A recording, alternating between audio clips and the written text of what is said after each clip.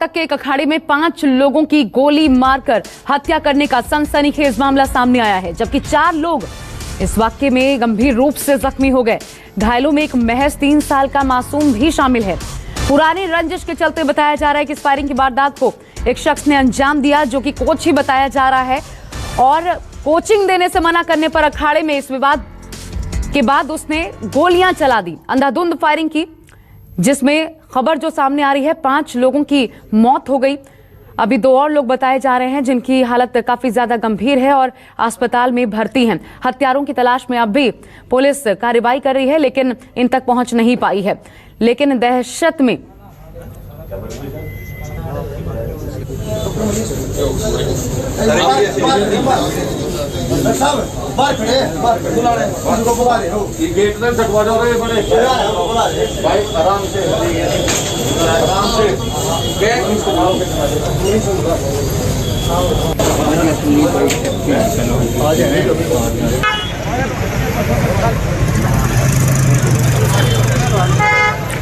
मेरे साथ विमल कौशिक मेरे सहयोगी इस वक्त जुड़ गए हैं, सीधा उनका रुख कर लेते हैं।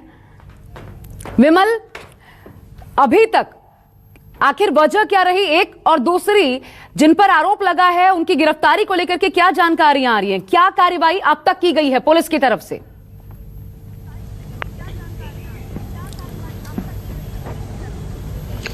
जी बिल्कुल, देखिए उससे पहले मैं आपको ये पूरा घटनास्थल दिखा दूं। मैं वहीं पर मौजूद हूं। ये जाट कॉलेज का जो छात्रावास है उसके अंदर ये कुश्ती हॉल या अखाड़ा बना हुआ, और यहीं पर जो मुख्य आरोपी है सुखविंदर, वो खुद भी यहाँ पर नौकरी करता था, कोचिंग देता था, लेकिन पिछले कुछ दिनों से जो मुख्य संचालक है इस अखाड़े का मनोज, उससे उसका झगड़ा चल रहा था, रंजिश चल रही थी। और जानकारी में ये भी आया है कि जिस वक्त ये पूरी घटना बाकायदा सुखविंदर ने एक प्लान के तहत मनोज, उसकी पत्नी और उसके जो अन्य 2 साथी थे, जिसमें सतीश और इसके अलावा एक अन्य कोच प्रदीप, ये तमाम लोगों को बातचीत के लिए बुलाया। और उसके बाद जब बातचीत चल रही थी उसके बाद उसने अपने साथियों के साथ मिलकर यहाँ पर अंधाधुंध फायरिंग शुरू कर दी। ये पूरा हॉल फिलहाल पुलिस ने सील किया हुआ है, और ये जो आप बालकनी देख रहे हैं ऊपर की तरफ, पूरा झगड़ा इसी में हुआ। और आसपास उस वक्त काफी संख्या में लोग मौजूद थे, कुछ स्टूडेंट मौजूद थे जो मौके पर भागे, और उसी के चलते एक महिला जो पहलवान है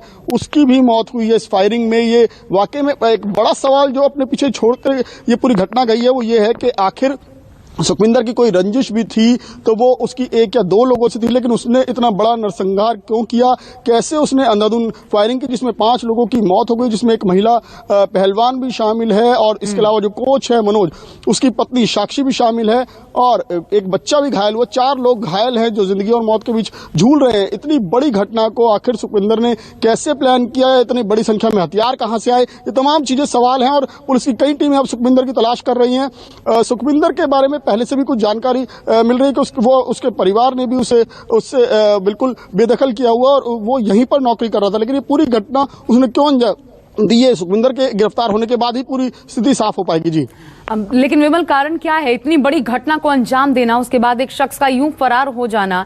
और ये भी जानकारियां आ रही हैं कि पहले से भी इस शख्स को लेकर के कुछ शिकायतें थी जिन पर ध्यान नहीं दिया गया, और शायद ये भी एक वजह बनी जिनके चलते ये इतनी बड़ी घटना घटी।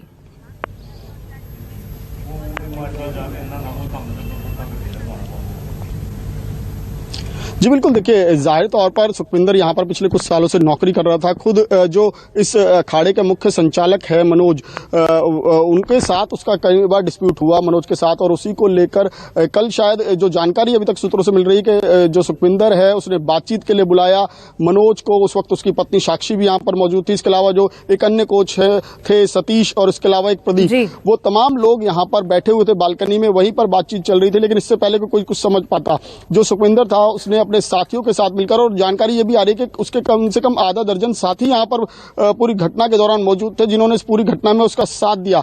और ये भी बड़ा सवाल है कि अगर इतने लोग यहाँ पर, क्योंकि कॉलेज है ये एजुकेशन की जगह है, यहाँ पर हथियार लेकर इतने लोग कैसे अंदर आए, ये तमाम चीजें जांच का विषय है। और पुलिस की कई टीमें अब सुखविंदर की तलाश कर रही हैं। उसकी तलाश में कई जगह छापेमारी भी की जा रही है और उसके साथ ही जो जो लोग इसमें शामिल था उनकी भी गिरफ्तारी के लिए लगातार कोशिशें की जा रही है। पुलिस का कहना है कि जल्द से जल्द तमाम आरोपी उनके गिरफ्त में होंगे और उसके बाद पूरी घटना से एक एक करके कड़ियों को जोड़ा जाएगा कि आखिर उन्होंने हथियार कहां से लिए और ऐसी कौन सी रंजिश थी जिसके चलते उसने न सिर्फ जो मुख्य संचालक थे उसकी हत्या की, बल्कि और जो भी सामने आया, जिसमें खुद ये भी बात हैरान करने वाली है कि एक महिला पहलवान पूजा जो यहाँ पर प्रैक्टिस के लिए आई हुई थी उसकी भी हत्या कर दी गई, उसको भी गोली मारी गई। तो ऐसी कौन सी रंजिश थी कि उसके सामने जो आया, जो सामने पड़ा, उसको गोली मार दी गई।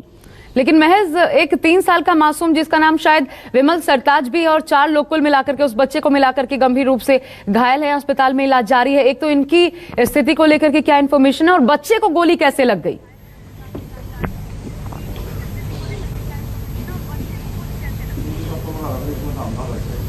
जी बिल्कुल, देखिए मैं एक बार आपको फिर से ये पूरा इलाका दिखाना चाहूंगा। ये वही जो हॉस्टल है, हॉस्टल में जो कुश्ती हॉल है, यहाँ पर ठीक ऊपर बालकनी पे बातचीत चल रही थी। फिलहाल पूरा जो एरिया है अभी पुलिस ने सील किया और यहाँ पर उस वक्त काफी संख्या में लोग मौजूद थे क्योंकि फायरिंग की आवाज सुनकर तमाम लोग बाहर की तरफ, उसी बालकनी की तरफ भागे।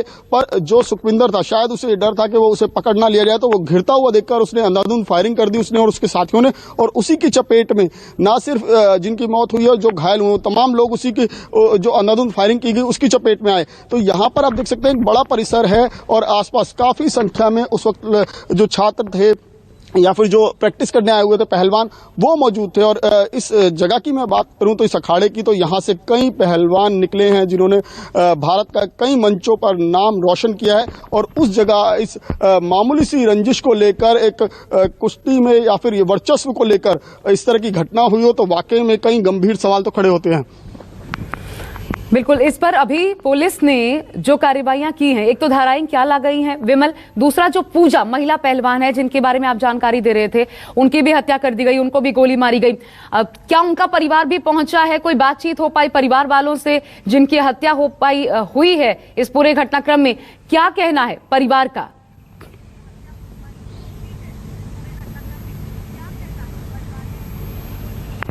देखिए, परिवार के लोग पहुंच गए हैं रात में और पोस्टमार्टम के औपचारिकताएं पूरी की जा रही हैं। पोस्टमार्टम के बाद तमाम लोगों को, परिजनों को उनके शव सौंपे जाएंगे।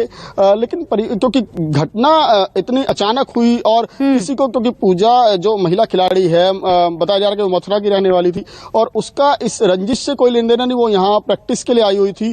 तमाम वही चीजें हैं जो जांच में सामने आएंगी कि आखिर ऐसी क्या वजह रही कि उसने मासूम बच्चों को नहीं छोड़ा, मासूम बच्चे पर भी फायरिंग हुई, इसके अलावा जो भी बीच में है उस पर फायरिंग की गई। तो ये तमाम चीजें हैं जो पुलिस की जांच में शामिल हैं। और सबसे अहम चीज ये कि इतनी बड़ी संख्या में हथियार कहां से आए, कहां से उन्हें हथियार मिले, क्या वो लाइसेंसी वेपन्स थे या फिर वो अवैध तरीके से हथियार इनके हाथ लगे, तो कहां से उनका सोर्स था, वो वेपन का सोर्स, वो भी तमाम चीजें पुलिस अपनी जांच में कर रही है। और कई टीमें इस वक्त पुलिस की, जो हरियाणा पुलिस की है, वो उसकी तलाश में लगी हुई। सुखविंदर और उसके जितने भी साथी इस पूरी घटना के लिए जिम्मेदार है। शुक्रिया आपका विमल, तमाम जानकारी हमें देने के लिए। तो अभी सुखविंदर जो कि मुख्य आरोपी है वो पुलिस की गिरफ्त से बाहर है, लेकिन पुलिस कार्रवाई में जुटी है, जल्द से जल्द गिरफ्तारी होगी, दावा ये भी पुलिस की तरफ से किया जा रहा है।